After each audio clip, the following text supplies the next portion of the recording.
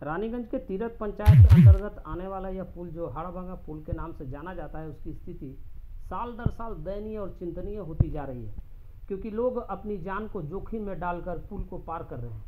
वहां के स्थानीय निवासी ने कई बार इस पुल की स्थिति पर संज्ञान लेने की प्रशासन शासन से गुहार भी लगाई, लेकिन इसकी मरम्मत पर स्थिति पर कोई भी ठोस कदम नहीं उठाया जा सका।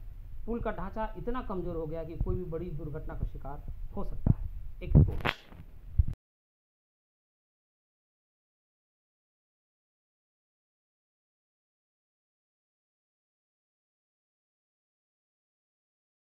গ্রামের লোকের এত অসুবিধা হয়েছে, এই রাস্তাঘাট রানীগঞ্জ আমাদের যোগাযোগ হয়, রানীগঞ্জের থেকে তারপরে আপনার এদিকে সমস্ত কিছু কোলেরেরও নানা রকম মাল মেটেরিয়ালস যায়, এরপর পাবলিকটা আছে, স্কুল কলেজ সবই বন্ধ। 10 টনের থেকে বেশি না, কিন্তু 10 টনের বহু বেশি জিনিস যায় এখানে। আমাদের 40 টন 30 টন 40 টন বড় বড় 16 টাকা 18 টাকা বালি ফালি সব যায় এখানে। কারণ ব্রিজটার অবস্থা এখন আপনার এটা কোম্পানির আমরা কতদিন যে আগে হয়েছে তা জানি না, ব্রিজটা না হওয়া পর্যন্ত আমাদের একটু চুলে ধরেন অবস্থা। স্কুলের ছেলে মেয়েদের যাওয়া আসা, স্কুল সব বন্ধ।